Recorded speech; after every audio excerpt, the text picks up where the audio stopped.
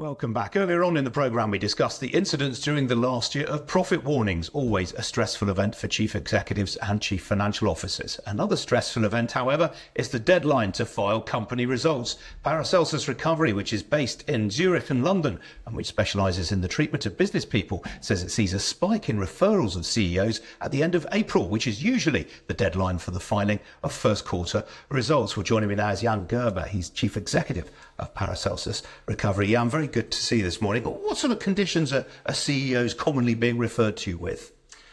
Well, when they come under pressure, it's normally sort of a burnout or an anxiety attack. But there are underlying issues. You know, what makes you more likely to land the top job in the first place actually makes you more vulnerable for your mental health. I'm very startled, though, that it's the Q1 results which seem to cause this sort of spike in anxiety rather than the full-year results. Well, it's a lot of the mid-sized companies will actually report the full-year results more in March, April. And I think, there's still sizable companies with a lot of responsibilities on the shoulders of the chief executives. So how does this stress and anxiety manifest itself? What sort of conditions typically are we talking about? Well, normally it's just trying to cope until you can't cope anymore, until the pressure's off, which often with the filing of the results, the information's out.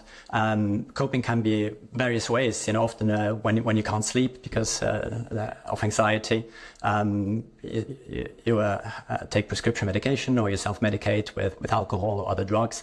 You can act out in all sort of ways, or just sit out your anxiety attacks. So the CEOs, though, by and large, are very, very successful, very able, very capable people. Are you saying that behind the scenes is that they're all desperately worried about things? Well, behind the scenes, we're all human at our core, Ian.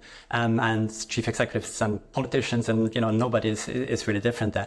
The image that you have to portray, especially when you lead a large organization, is not the human being that's actually behind that facade.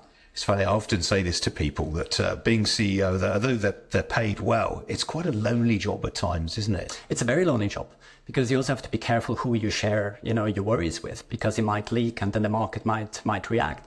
And also, there's not a lot of peers that really understand the pressure that's on your shoulders.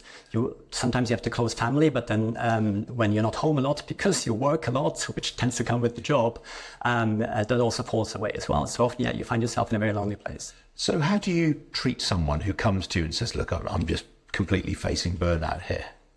Well, we're very pragmatic in our treatment approach. So we realize, somebody who comes to us from a very stressful and high-profile job, they can't just disappear for many weeks on end because, again, the markets will ask questions, will react, and so on. So whatever works, if somebody can come in and out, we can send a therapist to work with them.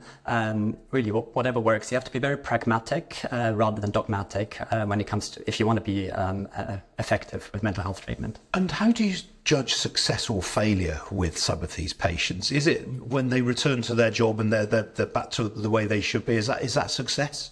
It's something that's really hard to put into quantifiable statistics. For me, success is anything that's, that somebody has better quality of life than they had before. Even if there's the ability to cope again, but still suffering, whereas they couldn't cope anymore before without help. That's already a success in its own right. Success kind of being well and happy dance for the rest of your life. I guess nobody will ever achieve that. Life brings its ups and downs. Okay, Jan, we have to leave it there. Good to talk to you this morning. Thank you. Ian. Thank you. That's it from me for the time being. I'll be back at 4:30 with our afternoon edition of Business Live, of course. Hope to see you then. In the meantime, as you've been watching this morning.